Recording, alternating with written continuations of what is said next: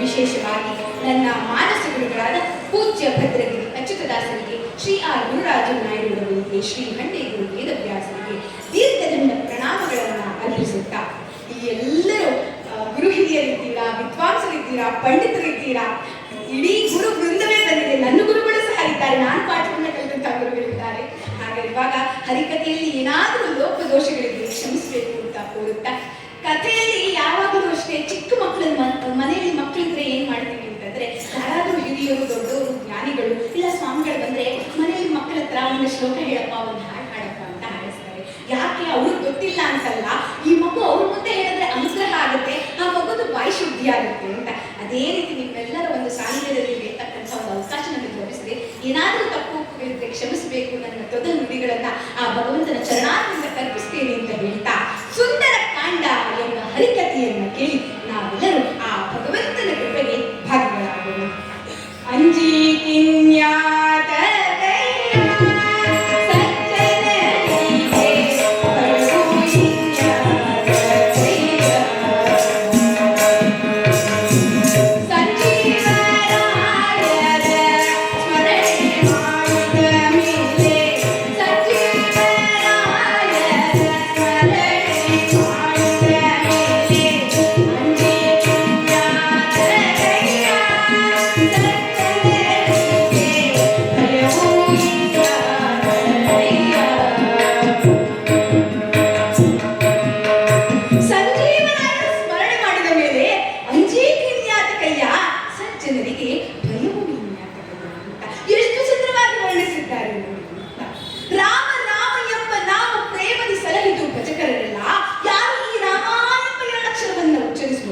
ಅವರು ಜೀವನದಲ್ಲಿ ಉತ್ತೀರ್ಣರಾದರು.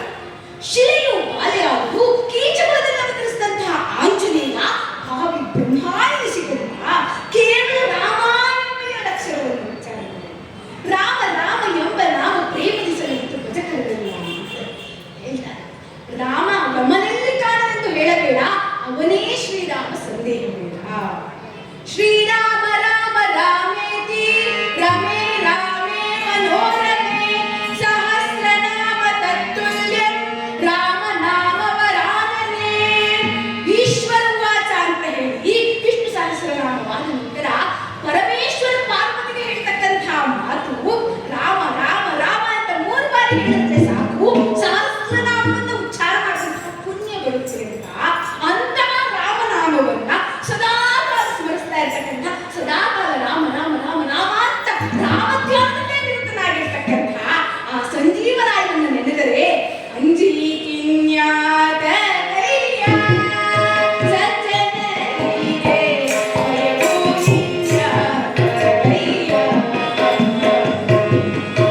ಭಯವೇ ಇಲ್ಲ ಅಂತ ಹೇಳ್ತಾರೆ. ತ್ರಿವಿಕ್ರಮ ಪಂಡಿತಾಚಾರ್ಯರು ವಾಯುಸ್ತುತಿಯಲ್ಲಿ ಹೇಳ್ತಾರೆ, ಮಾತರ್ಮೆ ಮಾತರಿಶ್ವರು ಪಿತರತುಲಗುರೋ ಪ್ರಾತರಿಷ್ಟ ಅಂತ ಬಂದು ಸ್ವಾಮಿ ಸರ್ವಾಂತರಾತ್ಮನ್ ಅಂತ ಹೇಳ್ತಾರೆ. ನೀನೇ ತಂದೆ, ನೀನೇ ತಾಯಿ, ನೀನೇ ಬಂತು, ನೀನೇ ಬಂತು, ನೀನೇ ಬೆಳಗ, ನೀನೇ ನನ್ನ ಪ್ರಾಪ್ತರು, ಎಲ್ಲವೂ ನೀನೇ ಅಂತ ಹೇಳಿ ಆ ವೈದೇವರನ್ನ, ಹನುಮಂತನನ್ನ, ಮುಖ್ಯ ಪ್ರಾಣನನ್ನ, ಆಂಜನೇಯನನ್ನ ಸ್ಮರಿಸ್ತಾರೆ.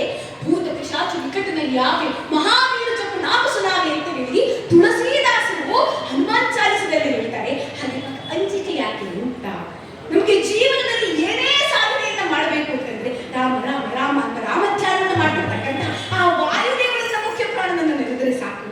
ಯಾವುದಕ್ಕೂ ಭಯವು ಬೇಡ, ಭೀತಿ ಬೇಡ, ಅಂಜಿಕೆ ಬೇಡ, ಜೀವನದಲ್ಲಿ ಉತ್ತೀರ್ಣರಾಗುತ್ತದೆ. ದಾಸರಲ್ಲಿ ಶ್ರೇಷ್ಠ ಅಗ್ರಣಿ ಯಾರು ಅಂತಂದ್ರೆ, ದಾಸಾಗ್ರಣಿ ಯಾರು ಅಂತಂದ್ರೆ ಅದು ಹೇಳ್ತಾರೆ. ಅಂತಹ ದಾಸಾಗ್ರಣಿಯ ಚರಿತ್ರೆ ಎಂತಹ ಚರಿತ್ರೆ ಅಂತ ನಾವು ಕೇಳಬೇಕು. ಸುಂದರ ಕಾಂಡ. ವಾಲ್ಮೀಕಿ ರಾಮಾಯಣವನ್ನ ಬರೆದು ಅವರೇ ಬರೆದಿರ್ತಕ್ಕಂಥದ್ದು. ಅದರಲ್ಲಿ 7 ಕಾಂಡಗಳಿದೆ. ಅಷ್ಟೂ ಕಾಂಡಗಳು ಅವರಿಗೆ ಸುಂದರವಾಗಿ ಕಾಣಬೇಕಿತ್ತಲ್ಲ, ಈ ಕಾಂಡವನ್ನು ಮಾತ್ರ ಯಾಕೆ ಸುಂದರ ಕಾಂಡ ಅನ್ನಬಹುದು? ಅವರೇ ಬರೆದಿರ್ತಕ್ಕಂಥ ಗ್ರಂಥ ಅವರಿಗೆ ಸುಂದರವಾಗಿ ಕಾಣಬೇಕಿತ್ತಲ್ಲ ಅಂತಂದ್ರೆ, ಸುಂದರೇ ಸುಂದರೋ ರಾಮ, ಸುಂದರೇ ಸುಂದರಿ ಕಥಾ, ಸುಂದರೇ ಸುಂದರಿ ಸೀತಾ, ಸುಂದರೇ ಸುಂದರಿ ವನಂ, ಸುಂದರೇ ಸುಂದರಿ ಕಾವ್ಯಂ, ಸುಂದರೇ ಸುಂದರ ಕಪಿ ಅಂತ ಹೇಳ್ತಾರೆ. ಆಮೇಲೆ ಹೇಳ್ತಾರೆ ಸುಂದರೇ ಸುಂದರಂ ಮಂತ್ರ ನಾಕಿನ್ನ ಸುಂದರಂ ಅಂತ ಕೇಳ್ತಾರೆ. ಇದರಲ್ಲಿ ಸುಂದರವಾದ ರಾಮಚಂದ್ರ ಇರ್ತಾರೆ, ಬಲು ಸುಂದರವಾಗಿರ್ತಕ್ಕಂತಹ ರಾಮಚಂದ್ರ, ಜೊತೆಗೆ ಸುಂದರವಾಗಿರ್ತಕ್ಕಂತಹ ವನ ಇದೆ, ಅಶೋಕವನ, ಸುಂದರವಾಗಿರ್ತಕ್ಕಂಥ ಸೀತಾಮಾತೆ ಇದ್ದಾರೆ, ಸುಂದರ ಮೂರ್ತಿ, ಮುಖ್ಯ ಪ್ರಾಣಬಂದ ಮನೆಗೆ ತಾವು ಈಗಷ್ಟೇ ತಿಳಿದ್ರು ಅಂತಹ ಸುಂದರ ಮೂರ್ತಿಯಾದ ಮುಖ್ಯ ಪ್ರಾಣದೇವರಿದ್ದಾರೆ. ಸುಂದರವಾದ ವನ ಇದೆ, ಸುಂದರವಾದ ಮಂತ್ರಗಳಿದೆ, ಸುಂದರವಾದ ಕಾವ್ಯವಾಗಿದೆ, ಎಲ್ಲವೂ ಸುಂದರವಾಗಿರಬೇಕು.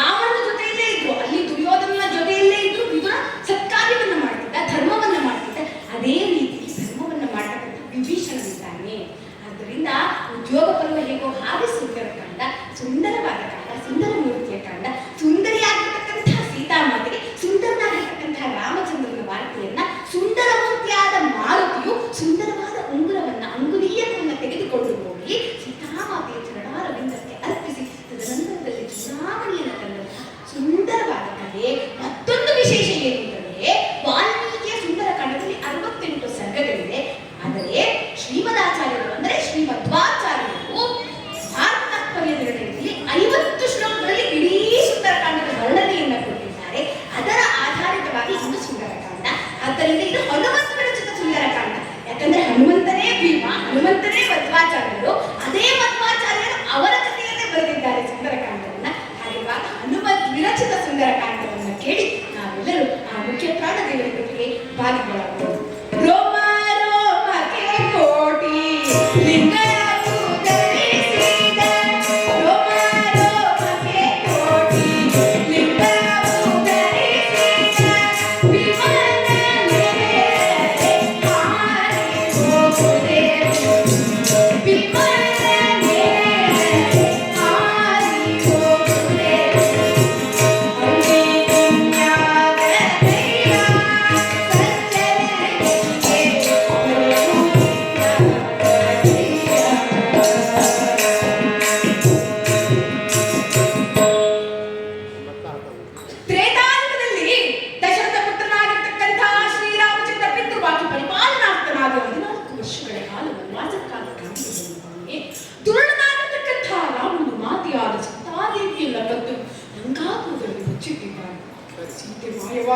ರಾಮ ಅಲುಗಾಡಿದ.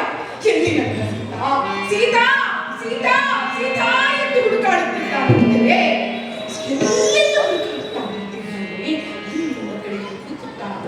ಋಷ್ಯಮುಖ ಪರ್ವತಗಳಿಗೆ ಬಂದಿದ್ದಾರೆ. ಈ ಮಹಾನ್ ಪ್ರಾಣನಾದ ಮಾರುತಿಯಿಂದಾಗಿ ಸುಗ್ರೀವನಿಗೂ ರಾಮದೇವರಿಗೂ ಸಖ್ಯ ಬಂದಿದೆ. ನೋಡಿ, ರಾಮದೇವರು ತನ್ನ ಭಕ್ತನ ಮೇಲೆ ನಂಬಿಕೆಯನ್ನ ಇಟ್ಟರು. ನಾವು ಸಹ ಹಾಗೆ ಭಗವಂತನ ಮೇಲೆ ನಂಬಿಕೆಯನ್ನ ಇಡಬೇಕು. ನಾವು ಹೇಗೆ ಅಂತಂದ್ರೆ ದೇವರ ಹತ್ರ ಹೋಗಿ ಒಂದು ಅಪ್ಲಿಕೇಶನ್ ಹಾಕ್ತೀವಿ, ದೇವರೇ ಮಾಡ್ಕೊಡಪ್ಪ ಅಂತ. ಕೆಲಸ ಎಲ್ಲ ಆದ್ಮೇಲೆ ನಾನು ಪ್ರಯತ್ನ ಪಟ್ಟೆ, ಅದಕ್ಕೆ ಫಲ ಕೊಟ್ಟೆ. ಈ ರೀತಿ ಭಗವಂತ ಮಾಡಪ್ಪ ಅಂತ ಕೆಲಸ ಆಗುವವರೆಗೂ ಬೇಡ್ತಾ ಇರ್ತೀವಿ. ಅದು ಕೆಲಸವಾದ್ಮೇಲೆ ನಾನೇ ಎಲ್ಲ ಮಾಡಿದೆ ಅಂತಕ್ಕಂಥ ದುರಂಕಾರದಲ್ಲಿ ನಿಂತಿದ್ದೀವಿ. ಇಲ್ಲಿ ನಾವು ದೇವರ ಮೇಲೆ ನಂಬಿಕೆಯನ್ನು ಇಡಬೇಕು. ಭಗವಂತ ಆಗ ನಮ್ಮ ಮೇಲೆ ನಂಬಿಕೆಯನ್ನು ಇಡ್ತಾನೆ. ಅದಕ್ಕೆ ದಾಸರು ದಾಸನ ಮಾಡಿಕೋ ಎನ್ನ ಅಂತ. ನಾವು ನೀವು ದೇವರ ದಾಸರು ಅಂದ್ರೆ ಆಗೋದಿಲ್ಲ. ಪರಮ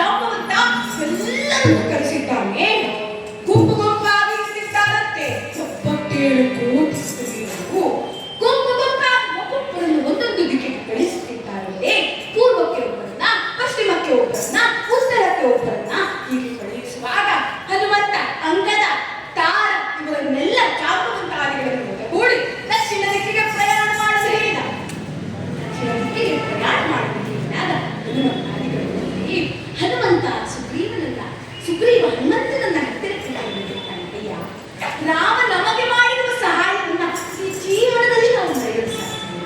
ನೀವು ಹೇಗಾದರೂ ಮಾಡಿ ಆ ಸೀತಾ ಮಾತೆಯಿಂದ ಕಂಡು ಹಿಡಿದು ಬರಬೇಕು. ನಾನು ಹೇಗಾದರೂ ಮಾಡಿ ಸೀತಾ ಮಾತೆಯನ್ನು ಕಂಡು ಹಿಡಿದು ಬರ್ತೇನೆ ಅಂತ ಹೇಳಿ ರಾಮದೇವರು ಹನುಮಂತನನ್ನ ಹತ್ತಿರಕ್ಕೆ ಕರೆದರು. ಆಗ ಹನುಮಂತ ರಾಮನ ಪಾದವನ್ನು ಮುಟ್ಟಿ ಪ್ರಮಾಣವನ್ನು ಮಾಡ್ತಾನೆ. ಪರಮಾತ್ಮ ಶ್ರೀರಾಮಚಂದ್ರ ಮಾತೆಯಾದ ಸೀತಾದೇವಿಯನ್ನು ಕಂಡಲ್ಲದೆ ಒಂದು ತೃಣಮಾತ್ರವಾದ ಹಣ್ಣನ್ನೂ ಸ್ವೀಕರಿಸುವುದಿಲ್ಲ, ಒಂದು ತೀರ್ಥವನ್ನೂ ಸಹ ಪಾನ ಮಾಡುವುದಿಲ್ಲ. ಶ್ರೀರಾಮಚಂದ್ರ, ಇದು ನಿನ್ನ ಪಾದಾನೆ, ಸತ್ಯ ಸತ್ಯ ಸತ್ಯ ಎಂದು ಪ್ರಮಾಣವನ್ನು ಮಾಡಿದ್ದಾನೆ. ಶ್ರೀರಾಮಚಂದ್ರ ತನ್ನ ಪುತ್ರ ಉಂಗುರವನ್ನು ಕೊಟ್ಟು ಸೀತಾಮಾತೆಯನ್ನ ಕಂಡು ಹಿಡಿಯುವ ಕೆಲವು ಗುರುತುಗಳನ್ನು ನಾವು ರಾಮಚಂದ್ರ ರಾಮದೇವರು ಹನುಮಂತನ ಮೇಲೆ ಇಟ್ಟಿದ್ದಂತಹ ನಂಬಿಕೆ. ಯಾಕೆ ಅಂತಂದ್ರೆ ಅವರು ರಾಮನ ಮೇಲೆ ಇಟ್ಟಿದ್ದಂತಹ ಭಕ್ತಿಗೋಸ್ಕರ ಮುದ್ರೆ ಉಂಗುರವನ್ನು ಹನುಮಂತ ಬರೀ 77 ಕೋಟಿ ಕಪಿಗಳಿದ್ದಾರೆ.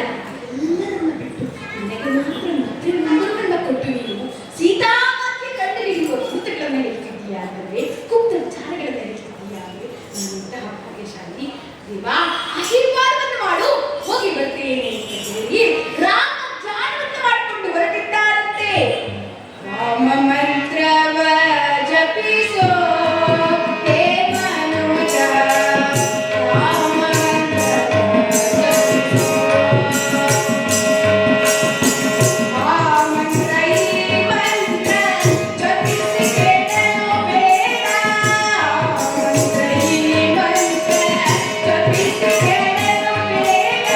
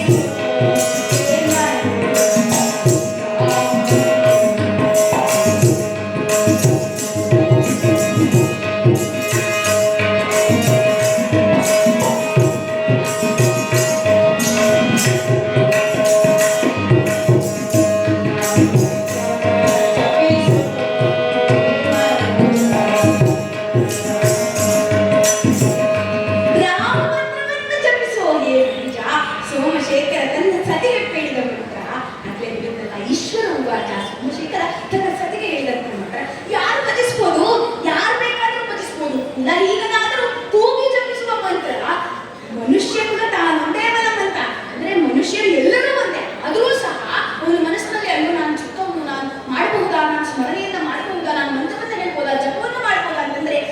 ಹೀನನಾದರೂ ಕೂಗಿ ಜಪಿಸುವ ಮಂತ್ರ, ಸೆಲೆ ಬೀದಿ ಬೀದಿಗಳು ಸುಳಿಯುವ ಮಂತ್ರ. ಅಯ್ಯೋ, ದೇವ್ರ ಕೋಣೆಯಲ್ಲೇ ಮಾಡ್ಬೇಕಾ, ಮನೆಯಲ್ಲೇ ಮಾಡ್ಬೇಕಾ, ಮಂದಿರದಲ್ಲೇ ಮಾಡ್ಬೇಕಾ, ಯಾವ ಬೀದಿಲಾದ್ರೂ ಮಾಡಪ್ಪ ನೀನು ಅಂತ ದಾಸರು ಹೇಳ್ತಾರೆ. ಬೀದಿ ಬೀದಿಯೊಳು ಜಪಿಸುವ ಮಂತ್ರ ಪ್ರೇಮದಿಂದಲೇ ಸ್ವರ್ಗ ಸೂರೆಗೊಬ್ಬುವ ಮಂತ್ರ. ಅಂತಿಂತ ಮಂತ್ರ ಅಲ್ಲ ಇದು, ಸ್ವರ್ಗವನ್ನೇ ದಯಪಾಲಿಸತಕ್ಕಂಥ ಮಂತ್ರ ಅಂತಂದ್ರೆ ಅದು ಶ್ರೀರಾಮ ಮಂತ್ರ. ಅಂತಹ ರಾಮಮಂತ್ರವನ್ನ ಜಪಿಸಪ್ಪ ಅಂತ ದಾಸರು ಹೇಳ್ತಾರೆ. ಇಲ್ಲಿ ಅದೇ ರಾಮಮಂತ್ರವನ್ನ ಜಪಿಸುತ್ತಾ ಕಪಿವೀರರೆಲ್ಲರೂ ಹೊರಟಿದ್ದಾರೆ. ಬುದ್ಧ ಮೇಲುಗಳನ್ನೆಲ್ಲ ಅಲಿಯುತ್ತಿದ್ದಾರೆ.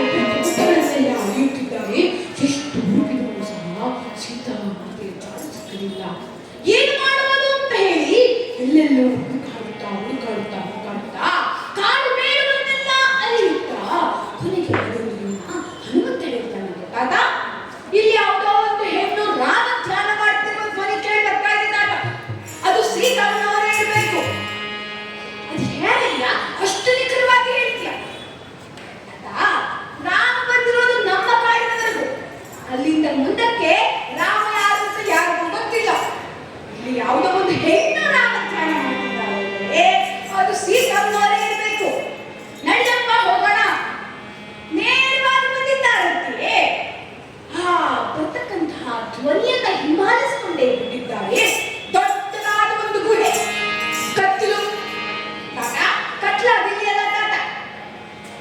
ಹನುಮಂತ ಅನ್ನಂತೆ ಆತ ನಮ್ಮ ಕಪ್ಪೆ ಒಂದು ಕಡಿಮೆ ಮಾಡುತ್ತೆ. ನಾನು ಮೊದಲು ಹೋಗ್ತೀನಿ, ನನಗೆ ಹೇಗೋ ಬಾಲ ಇದಿಲ್ಲ ಅದನ್ನ ನೀವು ಹಿಡ್ಕೊಳ್ಳಿ, ಹೇಗೋ ನಿಮಗೆ ಬಾಲ ಇದಿಲ್ಲ ಅದನ್ನ ಇನ್ನೊಬ್ಬ ಹಿಡ್ಕೊಳ್ಳಿ, ಎಲ್ರಿಗೂ ಬಾಲ ಇರೋದ್ರಿಂದ ಒಬ್ರು ನಮ್ಮದು ಇಟ್ಕೊಂಡು ಹೋಗ್ಬಿಡೋಣ. ಸರಿ, ಅಂಧಕಾರವಾಗಿ ಪ್ರವೇಶ ಮಾಡಿದಂತೆ ಬಾಕಿ ಕಣ್ಣು ಮುಚ್ಚಿ ನಾಮೋಚ್ಚಾರಣೆ ಮಾಡ್ತಾರೆ. ರಾಮ ರಾಮ ರಾಮ. ಈ ಹನುಮಂತ ತಾತ ಸೀತಾವ್ರವ್ರ ವಯಸ್ಸಾಗೋಗ್ಬಿಟ್ಟಿದೆ ತಾತ. ನೀನು ಯಾಕಪ್ಪ ಹೇಳ್ತಾರಲ್ಲ ತಾತ, ಇಲ್ಲಿ ಕೂತು ರಾಮ ಧ್ಯಾನ ಮಾಡಿರ್ತಕ್ಕಂಥ ಹೆಂಗಸಿಗೆ ವಯಸ್ಸಾಗಿದೆ ತಾತ.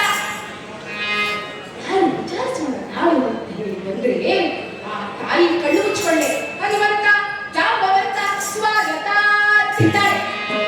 ಹನುಮಂತ ತಾತ ಈ ಅಮ್ಮ ಕಣ್ಣು ಮುಚ್ಕೊಂಡೆ ಸ್ವಾಗತ ತಿಂತಾಳೆ ತಾತ. ಆಗ ಯಾ ನನ್ನ ಹೆಸರು ಸ್ವಯಂ ಪ್ರಭಾದೇವಿ ಎಂದು. ನಾಮ ಹುಟ್ಟುವುದಕ್ಕಿಂತ ಮುಂಚಿತವಾಗಿ ರಾಮಾಯಣವನ್ನು ಕೇಳಿದವರು ನಾನು ಸಂಗಮಾಸಿಗಳ ಶಿಷ್ಯಳಪ್ಪ. ನೀವು ಇಂದು ಇಲ್ಲಿಗೆ ಬರುವುದು ನನಗೆ ಗೊತ್ತಿತ್ತಾದ್ದರಿಂದಲೇ ನಾನು ಅದಕ್ಕೋಸ್ಕರವಾಗಿ ಹೋಗಿದ್ದೇನೆ ಅಂತ. ಏನಪ್ಪ ನೀವು ರಾಮ ಹುಟ್ಟುವುದಕ್ಕಿಂತ ಮುಂಚೆ ರಾಮಾಯಣವನ್ನ ಕೇಳಿದ್ದೇನು ಅಂತಂದ್ರೆ, ನಾವಿವಾಗ ಏನು ರಾಮಾಯಣವನ್ನ ನೋಡ್ತಾ ಇದ್ದೀವಿ, ಕೇಳ್ತಾ ಇದ್ದೀವಿ, ಕಲಿತಾ ಇದ್ದೀವಿ, ಇದೆಲ್ಲ ವಾಲ್ಮೀಕಿ ರಾಮಾಯಣ. ಆದರೆ ಮೂಲ ರಾಮಾಯಣವನ್ನ ಹಯಗ್ರೀವ ದೇವರು ಎಷ್ಟೋ ವರ್ಷಗಳ ಹಿಂದೆ ಉಪದೇಶವನ್ನ ಮಾಡಿದ್ರು. ಅದೇ ರಾಮಾಯಣವನ್ನ ಕೇಳ್ತೀವಿ ಮತಂಗ ಮಹರ್ಷಿಗಳ ಮುಖಾಂತರವಾಗಿ. ಅದೇ ರಾಮಾಯಣ ಇವರು ಇಲ್ಲಿ ಈ ಸಂದರ್ಭದಲ್ಲಿ ಬರ್ತಾರೆ ಅಂತ ಗೊತ್ತಿತ್ತು. ನಾವು ಮಹಾಭಾರತವನ್ನು ತೆಗೆದುಕೊಂಡ್ರು ಹಾಗೆ ವೇದವ್ಯಾಸರು ಏನ್ ಬರೆದ್ರು ಅದು ನಡೆಯಿತು ಅಂತ ಹೇಳ್ತಾರೆ. ಅದೇ ರೀತಿ ರಾಮಾಯಣವೂ ಸಹ ಇವರಲ್ಲಿ ಬರುವುದು ಗೊತ್ತಿತ್ತು, ಗೊತ್ತಿರಾಗ್ತದೆ. ಅದಕ್ಕಾಗಿ ಏನಾಗ್ಬೇಕಾಗಿದೆ ನಮ್ಮಿಂದ? ಸೀತಾಮಾತೆಯ ಜಾಡು ಹಿಡಿಯದೆ ತತ್ತರಿಸಿ ಹೋಗಿದ್ದೇವೆ, ಸೀತಾಮಾತೆಯನ್ನು ಹುಡುಕಾಡ್ತಾ ಇದ್ದೇವೆ, ನೀವು ಸಹಾಯವನ್ನು ಮಾಡಬೇಕು. ನೀವೆಲ್ಲರೂ ಕಣ್ಮುಚ್ಚಿ ರಾಮಧ್ಯಾನವನ್ನು ಮಾಡಿ ಸೀತಾಮಾತೆ ಹುಡುಕೋ ಮಾರ್ಗವನ್ನ ನಾನು ನಿಮಗೆ ತೋರಿಸ್ತೇನೆ. ಎಲ್ಲ ಕವಿಯರು ಕಣ್ಮುಚ್ಚಿ ರಾಮಧ್ಯಾನವನ್ನು ಮಾಡ್ತಿದ್ದಾರೆ. ರಾಮ ಜಯ ಜಯ ರಾಮ, ಹರೇ ರಾಮ ಜಯ ಜಯ ರಾಮ, ಹೇ ರಾಮ ಜಯ ಜಯ ರಾಮ, ಹರೇ ರಾಮ ಜಯ ಜಯ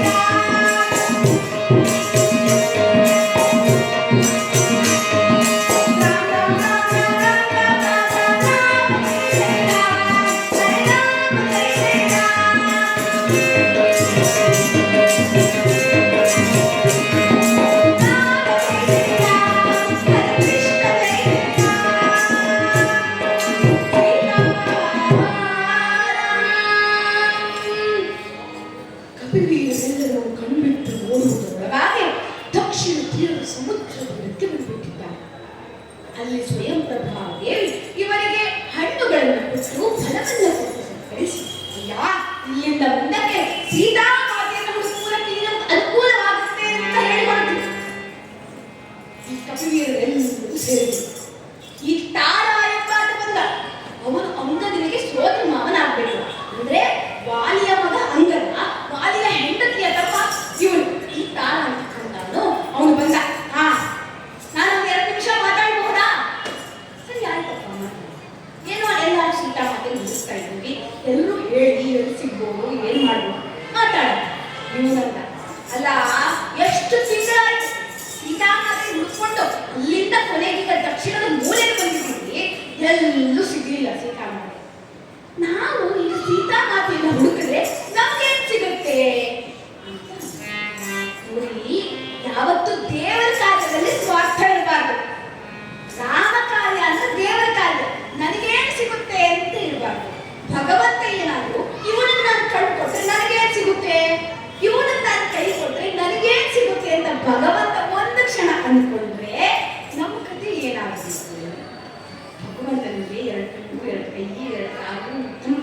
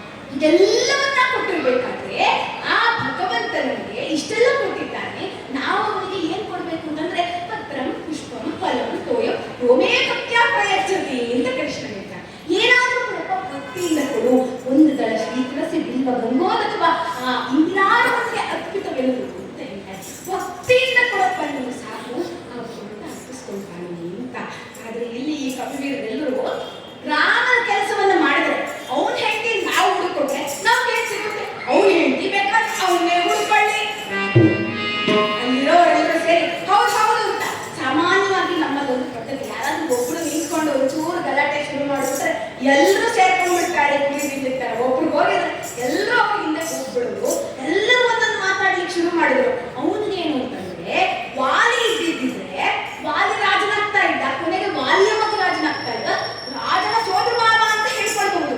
ಆದ್ರೆ ಈಗ ವಾಲಿ ಇಲ್ಲ, ಸುಗ್ರೀವ ರಾಜನಾದ. ಅಂಗದನಿಗೆ ಏನ್ ಸಿಕ್ತು, ನಮಗೇನಿದೆ? ಹಾಗಾಗಿ ಒಂದು ಕೆಲಸ ಮಾಡೋಣ, ಇಲ್ಲೇ ವಾಲಿಯ ಮಗ ಅಂಗದ ಇದ್ದಾನೆ, ಇಲ್ಲೇ ಒಂದು ರಾಜ್ಯಾಭಿಷೇಕವನ್ನ ಮಾಡಿ ಪಟ್ಟವನ್ನ ಕಟ್ಟಿ ನಾವಿಲ್ಲೇ ಒಂದು ರಾಜ್ಯಭಾರ ಮಾಡಿಬಿಡೋಣ, ನಮಗೇನೂ ಪ್ರಯೋಜನ ಇಲ್ಲ ಅಂತ ಶುರು ಮಾಡಿ. ಸರಿ ಆಯ್ತು. ಹನುಮಂತ ಎಲ್ಲರೂ ಮಾತಾಡೋದು ಕೇಳಿಸ್ಕೊಂಡ. ಕೊನೆಗೆ ಇಲ್ಲ, ನೀವೆಲ್ಲರೂ ಮಾತಾಡಿದ್ದೀರ, ನಾನು ಒಂದೆರಡು ನಿಮಿಷ ನೋಡಿದ್ರು. ಆಯ್ತಪ್ಪ, ಎಲ್ಲರಿಗೂ ಮಾತಾಡೋದು ಅವಕಾಶ ಇದೆ, ಮಾತಾಡೋದು ಇವನಂತ. ನೋಡಿ, ನಾವೆಲ್ಲ ರಾಮಕ್ಕಾಗಿ ಬಂದಿರ್ತೀವಿ. ರಾಮನಿಗೆ ನಮ್ಮಿಂದ ಏನೂ ಆಗ್ಬೇಕಾಗಿಲ್ಲ. ಯಾಕೇನು ಆಗ್ಬೇಕಾಗಿಲ್ಲ ಅಂತಂದ್ರೆ ಅವನು ಭಗವಂತ, ಸರ್ವೋತ್ತಮ, ಎಲ್ಲವನ್ನ ತಿಳಿದಿರ್ತಕ್ಕಂಥ ಜ್ಞಾನಿ ಈತ. ಸೀತಾಮಾತೆ ಎಲ್ಲಿದ್ದಾಳೆ ಅಂತಲೂ ಗೊತ್ತು ಅವ್ರಿಗೆ, ಅವನು ಕರ್ಕೊಂಡು ಬರೋದು ಗೊತ್ತು. ಯಾಕೆ ಅಲ್ಲಿಂದ ರಾಮ ಇಲ್ಲಿ ನಡ್ಕೊಂಡ್ ಬರ್ಬೇಕು ಅಂತಿಲ್ಲ, ಇಲ್ಲಿದ್ದು ರಾಮ ಹಿಂಗೆ ಎದುರ ಆಯ್ತು. ಆದ್ರಿಂದ ರಾಮನಿಗೆ ಎಲ್ಲಾನು ಗೊತ್ತು, ಸರ್ವಾಂತರ್ಯಾಮಿ ಅಂತ. ಆದ್ರೂ ಸಹ ನಮ್ಮನ್ನ ಯಾಕೆ ಬೆಳೆಸ್ಕೊಳ್ತಿದ್ದಾನೆ ಅಂದ್ರೆ ನಮಗೂ ಸಹ ಇದರಲ್ಲಿ ಒಂದಿಷ್ಟು ಪುಣ್ಯ ಸಿಗಲಿ ಅಂತ, ನಿಮಗೂ ಕ್ರೆಡಿಟ್ ಸಿಗಲಪ್ಪ, ನೀವು ಹುಡುಗರಿಗೆ ಸಹ ಅಂತ ಹೇಳಿ ನಮ್ಮನ್ನ ಆ ಭಗವಂತ ಅವನ ಸೇವೆಯನ್ನ ಮಾಡಲಿಕ್ಕೆ ಒಂದಿಷ್ಟೇ ಅವಕಾಶವನ್ನ ಕೊಟ್ಟಿದ್ದಾನೆ. ಅದನ್ನ ಸರಿಯಾಗಿ ಬೆಳೆಸ್ಕೊಡಿ. ನಡೀರಿ ಎಲ್ಲರೂ ಸೀತಾಮಾತೆ ಹುಡ್ಕೋಣ ಅಂತಂದ. ನೀವೇ ಬರ್ತೀರಾ ಇಲ್ಲ ನಾನು ಕರ್ಕೊಂಡು ಬರೋದು?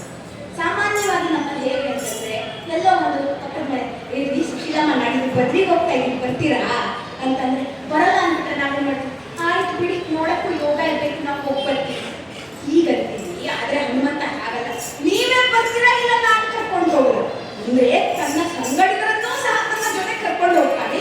ಅವರಿಗೂ ಈ ಪುಣ್ಯದಲ್ಲಿ ಭಾಗಿಯಾಗಬೇಕು, ಅವರಿಗೂ ಧರ್ಮ ಮಾರ್ಗವನ್ನು ತೋರಿಸ್ತಾನೆ, ಅವರಿಗೂ ಒಳ್ಳೆಯ ಮಾರ್ಗವನ್ನು ತೋರಿಸ್ತಾನೆ. ಇವರದ್ದು ಏನ್ ವ್ಯತ್ಯಾಸ ಎರಡಕ್ಕೂ? ಇವನಂತ ನೀವೇ ಬಂದ್ರೆ ಕೈಕಾಲು ಮೆಟ್ಟಿಗಿರುತ್ತೆ, ನೀವು ಬರ್ಲಿಲ್ಲ ಅಂದ್ರೆ ಕೈಕಾಲು ಚೊಟ್ಟಗಾಗುತ್ತೆ ಅಂತ, ಅಂದ್ರೆ ಹೊತ್ಕೊಂಡು ಹೋಗ್ತೀನಿ ಅಂತ. ಸರಿ, ಎಲ್ಲರೂ ಬಂದ್ರು, ಸಮುದ್ರ ತೀರದ ಬಳಿಗೆ ಬಂದ್ರು.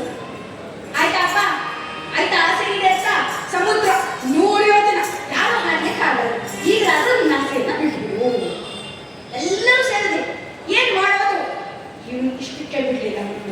ರಾಮ ಕರುಣೆಯನ್ನ ಮಾಡೋಣ, ರಾಮ ಕಥೆಯನ್ನ ಕೇಳೋಣ, ಶ್ರೀರಾಮನ ಚರಿತ್ರೆಯನ್ನ ಕೇಳೋಣ ಅಂತ ಹೇಳಿ ದಶರಥಕ್ಷ್ಮ ಪಾಲನೆ 4 ಸುತ್ತರು ಅಂತ ಹೇಳಿ ಇಡೀ ರಾಮಾಯಣದ ಕಥೆಯನ್ನ ಪ್ರಾರಂಭ ಮಾಡಿ ಕಿಷ್ಕಿಂಧ ಕಾಂಡವನ್ನ ವರ್ಣಿಸುತ್ತಾ ಸೀತಾಮಾತೆಯನ್ನ ದುರುಳನಾಗಿರ್ತಕ್ಕಂಥ ರಾಕ್ಷಸನ ಅಪಹಾರವನ್ನ ಮಾಡ್ತಾ ಅಲ್ಲಿ ಜಟಾಯು ಎಂಬ ಒಂದು ಪಕ್ಷಿ ಆ ಒಂದು ರಾಮನಿಗೆ ಎದುರಾಗಿ ಹೋರಾಟವನ್ನ ಮಾಡಲು ಸ್ನಾನವನ್ನ ಬಿಟ್ಟು ಅಂತ ಹೇಳ್ತಾ ಇರ್ಬೇಕಾದ್ರೆ ಅಲ್ಲಿ ಸರ್ಪಾದಿ ಎಂಬ ಒಂದು ದೊಡ್ಡ ಪಕ್ಷಿ ತನ್ನ ರೆಕ್ಕೆ ಸುಟ್ಕೊಂಡು ಮಾರ್ಗಮಧ್ಯದಲ್ಲಿ ಹಾರ್ತಾ ಬಂತು. ಯಾರು? ನನ್ನ ತಮ್ಮ ಜಟಾಯುವಿನ ಹೆಸರನ್ನ ಹೇಳಿದವರು ಯಾರು ಅಂತ ಬಂತು. ಆಗ ಇಂದ ಹೇಳ್ತಾನೆ, ನಾವೇ ಕಣಪ್ಪ ಶ್ರೀರಾಮದೂತರು, ನಿನ್ನ ತಮ್ಮ ಜಟಾಯು ಗೊತ್ತಿರಲಿಲ್ಲ, ಇಂತ ಈ ರೀತಿ ಸಾವನ್ನಪ್ಪಿಲ್ಲ ಅಂತ ಹೇಳ್ತಾನೆ. ನಾನು ಹಿಂದೊಮ್ಮೆ ನಾನು ಮತ್ತು ನನ್ನ ತಮ್ಮ ಸೂರ್ಯಲೋಕವನ್ನು ನೋಡಬೇಕು ಅಂತ ಗಗನಕ್ಕೆ ಹಾರಿದಾಗ ಅಲ್ಲೇ ಸೂರ್ಯನ ಕಿರಣಗಳಿಂದ ನನ್ನ ತಮ್ಮ ಹಾರಲಾಗದೆ ಕೆಳಗುಳಿದಾಗ ಅವನಿಗೆಲ್ಲರನ್ನು ಕೊಡಲು ನಾನು ರೆಕ್ಕೆಯನ್ನು ಚಾಚಿದೆ, ಆಗ ನನ್ನ ರೆಕ್ಕೆ ಸುತ್ತೋದಪ್ಪ. ಆಗ ನಾನು ರೆಕ್ಕೆ ಇಲ್ಲದೆ ಇದ್ರೆ ಬದುಕೋದೇ, ಪಕ್ಷಿ ಅಂತ ಹೇಳೋದೇನಿದೆ ಅಂದ್ರೆ ಅದಕ್ಕೆ ಪಕ್ಷ ಇದೆ ಅಂತ, ಪಕ್ಷ ಇರುವುದರಿಂದ ಪಕ್ಷಿ ಅಂತ, ಪಕ್ಷವೇ ಇಲ್ಲ ಅಂದ್ರೆ ಯಾಕಿಲ್ಲಿ ಅಂತ ಪ್ರಾಣವನ್ನ ಕಳ್ಕೊಳ್ಬೇಕು, ಪ್ರಾಣತ್ಯಾಗವನ್ನ ಮಾಡ್ಬೇಕು ಅಂತ ಹೋದ ಒಬ್ಬ ಮಹಾಮುನಿಗಳು ಹೇಳಿದ್ರಪ್ಪ, ಮುಂದೊಂದು ದಿನ ರಾಮದೂತರು ಬರ್ತಾರೆ, ರಾಮ ಭಕ್ತರು ಬರ್ತಾರೆ, ರಾಮ ಭಕ್ತರು ಬರ್ತಾರೆ, ಅವರು ರಾಮ ಧ್ಯಾನವನ್ನ ಮಾಡಿದ್ರೆ ನಿನಗೆ ರೆಕ್ಕೆ ಬರುತ್ತೆ ಅಂತ. ಆದ್ದರಿಂದ ನೀನು ರಾಮ ಧ್ಯಾನವನ್ನ ಮಾಡಿದ್ರೆ ನಿನಗೆ ರೆಕ್ಕೆ ಬಂದು ನಾನು ಹಾರಿ ನಿಮಗೆ ಸಹಾಯವನ್ನ ಮಾಡ್ತೇನೆ. ಎಲ್ಲ ಕವಿಗಳು ರಾಮ ಧ್ಯಾನವನ್ನ ಮಾಡ್ತಿದ್ದಾರೆ. ನಾರಾಯಣ ಎನ್ನಿರೋ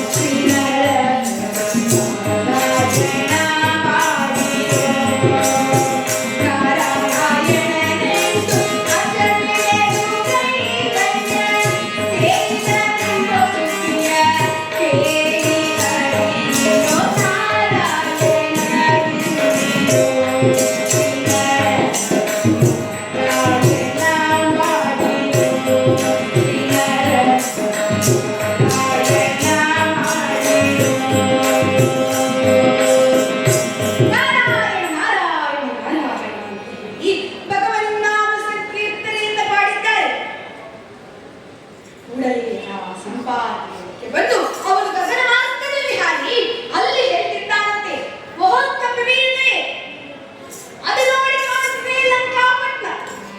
ಇಲ್ಲಿಂದ ಅಲ್ಲಿಗೆ 100 ಯೋಜನ. ನೀವು ಇಲ್ಲಿಂದ ಅಲ್ಲಿಗೆ ಹಾರಿದರೆ ಸೀತಾ ಮಾತೆಯ ಗುರುತು ನಿಮಗೆ ಸಿಗತ್ತೆ. ಎಲ್ಲರೂ ಸೇರಿದರು. ಏನ್ ಮಾಡೋದೀಗ? 100 ಯೋಜನ ಹಾರಬೇಕು. ರಾಮನ ಕಾರ್ಯ ದುರಂತನ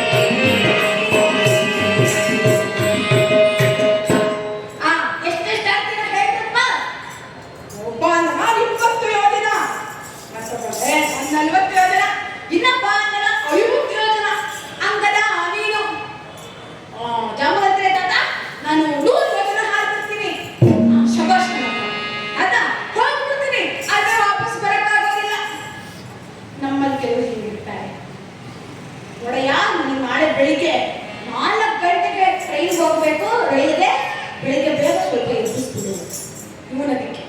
ಆಯ್ತಪ್ಪ, ಎಬ್ಬಿಸ್ತೀನಿ, ನಾನು ಖಂಡಿತವಾಗಲೂ ಎಬ್ಬಿಸ್ತೀನಿ.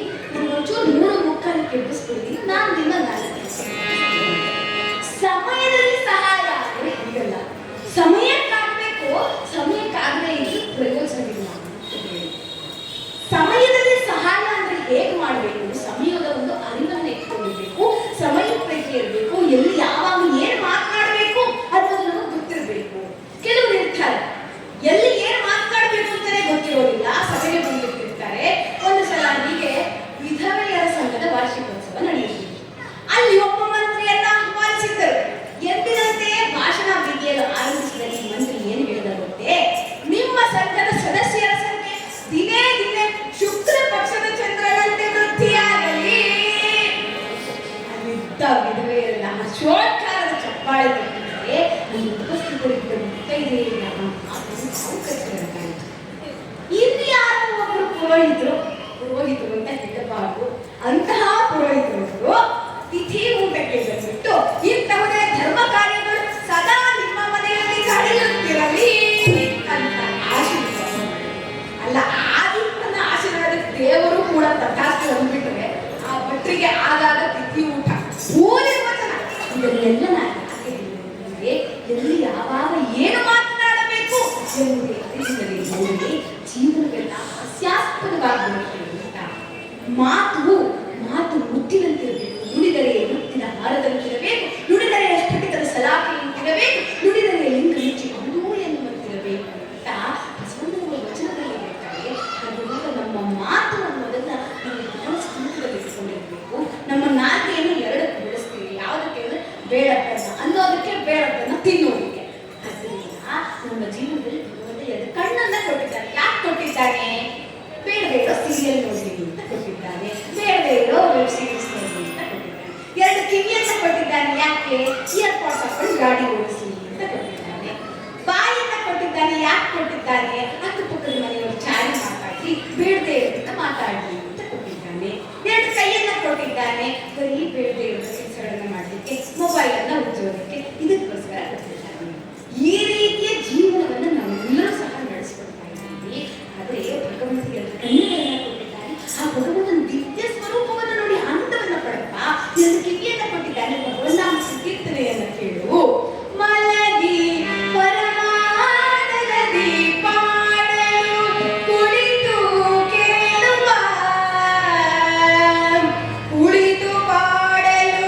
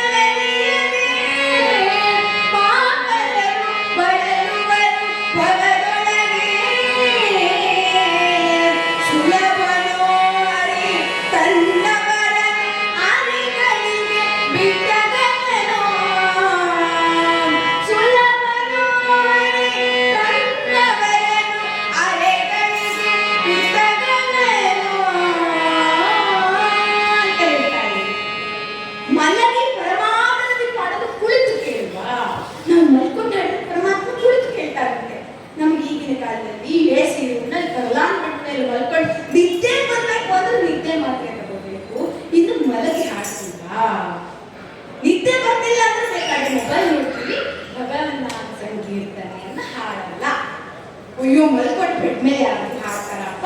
ಇಲ್ಲ ಇಲ್ಲ, ದೇವ್ರ ನಾಮ ಹಾಗೆಲ್ಲ ಹಾಡಲ್ಲಪ್ಪ ನಾವು. ಸರಿ ಆಯ್ತು, ಮಲಗು ಪಾಡಲ್ಲ, ಕುಳಿತು ಪಾಡಪ್ಪ. 30 ವರ್ಷಕ್ಕೇನೆ ಸೊಂಟ ಕೊಂಡು ಮಂಡಿ ಒಂದು ಬೆಲ್ಟ್ ಹಾಕೊಂಡು ಇರ್ತಾ ಇರ್ತೀವಿ, ನಮಗೆ ಕುಳಿತು ಪಾಡ್ಲಿಕ್ಕೆ ಆಗೋದಿಲ್ಲ. 5 ನಿಮಿಷ 10 ನಿಮಿಷ ಭಗವಂತನ ಮುಂದೆ ಕೂತು ಪಾಡಕ್ ಪಾಡ್ತಿದ್ರೆ ಸರಿ ಆಯ್ತು, ಕೂರ್ಲಿಕ್ಕಾಗಲ್ಲ ಅಂದ್ರೆ ನಿಂತು ಪಾಡು. ಯಾರು ಆ ಪರಮಾತ್ಮನ ನಿಂತು ಪಾಡಿ ಮನಸ್ಕೊಂಡು ಮಲಗಿ ಪಾಡಿ ಮನಸ್ಕೊಂಡವ್ರು ಯಾರು ಅಂತಂದ್ರೆ 800 ವರ್ಷ ನಿಷ್ಠುರ ಬ್ರಹ್ಮಚರ್ಯ ವ್ರತಪಾಲ ಮಾಡಿದ ಆಚಾರ್ಯ ಭೀಷ್ಮರು ಶರಮಂಚದ ಮೇಲೆ ಮಲಗಿ ಪಾಡ ಭಗವಂತನನ್ನು ಉಳಿಸಿಕೊಂಡು ವಿಷ್ಣು ಸಹಸ್ರನಾಮವೆಂಬ ಶ್ರೇಷ್ಠ ಮಂತ್ರವನ್ನು ಜಗತ್ತಿಗೆ ಕೊಟ್ಟು ಮಲಗಿ ಪಾಡಿ ಆ ಭಗವಂತನನ್ನು ಉಳಿಸಿಕೊಂಡು ಕುಳಿತು ಪಾಡಿದವರು ಯಾರು? 5 ವರ್ಷದ ಪುಣ್ಯ ಬಾರಿಸಿದ್ರು ಆ ದಟ್ಟಣದಲ್ಲಿ ಆ ಭಗವನ್ನಾಮ ಸಂಕೀರ್ತನೆಯಿಂದ ಕುಳಿತು ಪಾಡಿ ಆ ಭಗವಂತನನ್ನು ಉಳಿಸಿಕೊಂಡ. ನಿಂತು ಪಾಡಿದವರು ಯಾರು ಅಂತಂದ್ರೆ ಎಲ್ಲಿದ್ದಾನೆ ಆನಂದ ಹರಿ ಅಂತ ತಂದೆ ಪ್ರಶ್ನೆಯನ್ನು ಮಾಡಿದಾಗ ದಿಟ್ಟತನದಿಂದ ನೀನು ತೋರದ ಎಡೆಯಲ್ಲಿ, ನೀನು ಕೇಳಿದ ಎಡೆಯಲ್ಲಿ ಆ ಪರಮಾತ್ಮನನ್ನು ತೋರ್ತೇನೆ ಅಂತ ಹೇಳಿ ನಿಂತು ಪಾಡಿ ಆ ಭಗವಂತನನ್ನು ಮೆಚ್ಚಿಸಿಕೊಂಡು ಸ್ತಂಭದಲ್ಲಿ ಉಳಿದು ಬಿಂಬ ರೂಪಿಯಾದ ಶ್ರೀಹರಿ ನರಸಿಂಹಾವತಾರದಲ್ಲಿ ಒಂದು ಪ್ರತೀಕ್ಷನಾಗ್ತಾನೆ. ನಿಂತು ಪಾಡ ಆ ಭಗವಂತನನ್ನು ಪರಿಣಾಮಿಸಿದ ನಮ್ಗೆ ಈಗಿನ ಕಾಲದಲ್ಲಿ ನಿಂತು ಪಾಡಲಿಕ್ಕಾಗಲ್ಲ. ಯಾರು ತಿಳ್ಕೊಂಡೆಲ್ಲ ಹಾಡ್ತಾರೆ, ಹಾಕಲ್ಲ ಆಗಲ್ಲ. ಹೋಗಿ ನಲಿದು ಪಾಡಪ್ಪ. ಎಷ್ಟೋ ಜನ ದಾಸರು ದಾಸರಿ ಶ್ರೇಷ್ಠ ದಾಸರಲ್ಲ ಆ ಭಗವಂತನನ್ನು ಅರ್ಚಿಸಿ ವಂದಿಸಿ ಪೂಜಿಸಿ ಬದಿಸಿ ನಲಿದು ಅರ್ಚನೆಯನ್ನು ಮಾಡಿ ನಿಂತು ನಲಿದು ಆ ಭಗವಂತನನ್ನು ಉಳಿಸಿಕೊಂಡಿದ್ದಾರೆ. ನಲಿದು ಪಾಡಪ್ಪ, ಆ ಭಗವಂತ ನೀನು ನಲಿತಾನೆ ಅಂತ ಹೇಳ್ತಾರೆ. ಹಾಗೆ ಈ ಹುಲು ಮಾನವ ಜನ್ಮವಿರುವಾಗ ಇಂತಹ ಮಾನವ ಜನ್ಮವಿದ್ದರೂ ಅದನ್ನ ಹಾಳು ಮಾಡಿದರೆ ಹುಚ್ಚತ್ವಗಳಿಲ್ಲ ಅಂತ ದಾಸರು ಹೇಳ್ತಾರೆ. ಯಾಕೆ ಹುಚ್ಚರು ಅಂದಿದ್ದಾರೆ ಅಂದ್ರೆ ಇಷ್ಟೆಲ್ಲ ಭಗವಂತ ನಮಗೆ ಕೊಟ್ಟಿರ್ಬೇಕಾದ್ರೆ ನಾವು ಯೋಚನೆ ಮಾಡ್ತಾ ಇದ್ದೀವಿ ಭಗವಂತನಿಂದ, ಮಾತಾಡ್ತಾ ಇದ್ದೀವಿ ಭಗವಂತನಿಂದ, ನೋಡ್ತಾ ಇದ್ದೀವಿ ಭಗವಂತನಿಂದ, ಇವೆಲ್ಲದರ ಪ್ರಜ್ಞೆಯೇ ತೀರ್ಥಗಳಿಂದ ಅಹಂಕಾರದಿಂದ ದುರಹಂಕಾರದಿಂದ ಎಲ್ಲವೂ ನಾನು ನನ್ನ ನಡೀತಾ ಇರ್ತೀನಿ. ಇಡೀ ಆಸ್ಪತ್ರೆಯನ್ನೇ ಕೊಂಡುಕೊಳ್ಳುವಷ್ಟು ದುಡ್ಡಿದ್ದವರು ಸಹ ಕೊನೆಗೆ ಆಸ್ಪತ್ರೆಯಲ್ಲಿ ಒಂದು ಬೆಡ್ಡನ್ನು ಕೊಂಡ್ಕೊಳ್ಳಿಕ್ಕಾಗದೇ ಇರೋ ಪರಿಸ್ಥಿತಿ ಈಗ 2-3 ವರ್ಷಗಳಿಂದ ಬಂದಿದೆ. ಹೌದೋ ಇಲ್ಲೋ ಕೋವಿಡ್ ಸಿಂಧು ಹಾಗಿರುವಾಗ ಎಲ್ಲವೂ ನಾನು ಅಂತ ನೋಡಿದೆ. ನಶ್ವರವಾಗತಕ್ಕಂಥ ಈ ಜೀವನದಲ್ಲಿ ಎಲ್ಲವೂ ನೀನೇ ಭಗವಂತ, ಆ ಭಗವಂತನನ್ನೇ ನುಡಿಬೇಕು ಅಂತ ಇಲ್ಲಿ ಸಂವಾದಿ ಭಗವನ್ನ ಸಂಕೀರ್ತನೆಯನ್ನ ಪಾಡಿದಾಗ ಅವನಿಗೆ ಹೊರಕ್ಕೆ ಬಂದು ಹಾರಿ ಹೇಳ್ತಾ ಇದ್ದಾನಂತೆ, ಇಲ್ಲಿಂದ 100 ಯೋಜನ ದೂರದಲ್ಲಿ ಲಂಕಾಪಟ್ಟಣ ಇದೆ, ಅದನ್ನು ನೋಡಿದ್ದಾರೆ. ಇವರೆಲ್ಲರೂ ಸೇರಿದ್ರು ಒಬ್ಬ 10, 20, 50, 100 ಯೋಜನ ಹೋಗ್ಬಿಡ್ತೀವಿ, ವಾಪಸ್ ಬರ್ಲಿಕ್ಕಾಗಲ್ಲ.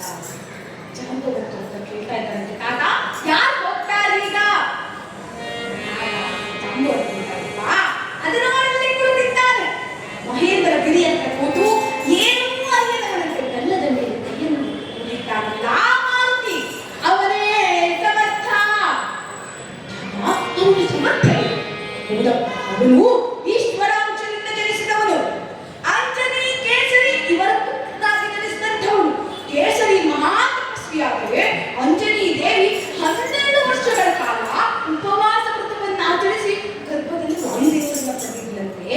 ಅಂತಿಂಥ ವ್ರತವಲ್ಲ, ನಮ್ಮ ಈಗಿನ ಕಾಲದಲ್ಲಿ ತಿಂಗಳಲ್ಲಿ ಬರೋಣ ಏಕಾದಶಿ 2 ಸಲ ಮಾಡ್ಲಿಕ್ಕೆ ನಮ್ಮ ಕೈಲಿ ಆಗುದಿಲ್ಲ. 12 ವರ್ಷ ಉಪವಾಸದಿಂದ ಮಾಡಿದ್ರಂತೆ.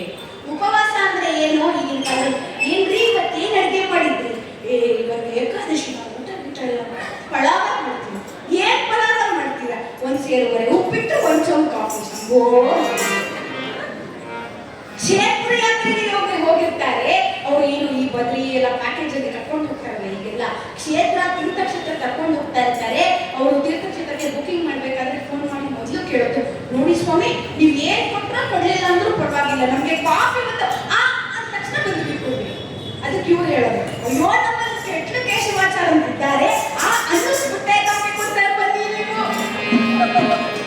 ಇಂಥ ಸ್ಥಿತಿ ಆಗಿದೆ. ನೋಡ್ತಾ ಇದ್ದೀರಲ್ಲ ಕುಂಭಮೇಳದಲ್ಲಿ ತ್ರಿವೇಣಿ ಸಂಗಮದಲ್ಲಿ ಪಾಪವನ್ನೆಲ್ಲ ಕಳ್ಕೊಂಡು ಆ ಪಾಪನಾಶಿನಿಯಲ್ಲಿ ಸ್ನಾನವನ್ನ ಮಾಡಿ ಮಹತ್ತರವಾದ ಪುಣ್ಯವನ್ನ ಪಡಿಬೇಕು. 144 ವರ್ಷಕ್ಕೆ 1 ಸಲ ಬರ್ತಕ್ಕಂತಹ ಕುಂಭಮೇಳದಲ್ಲಿ ಸ್ನಾನವನ್ನ ಮಾಡಿ ಪಾಪವನ್ನ ಕಳ್ಕೊಳ್ಬೇಕು ಅಂತಂದ್ರೆ ನಮ್ಮ ಜನರು ಪಾಪವನ್ನ ಕಳ್ಕೊಳ್ಳಿಕ್ಕೆ ಹೋಗಿ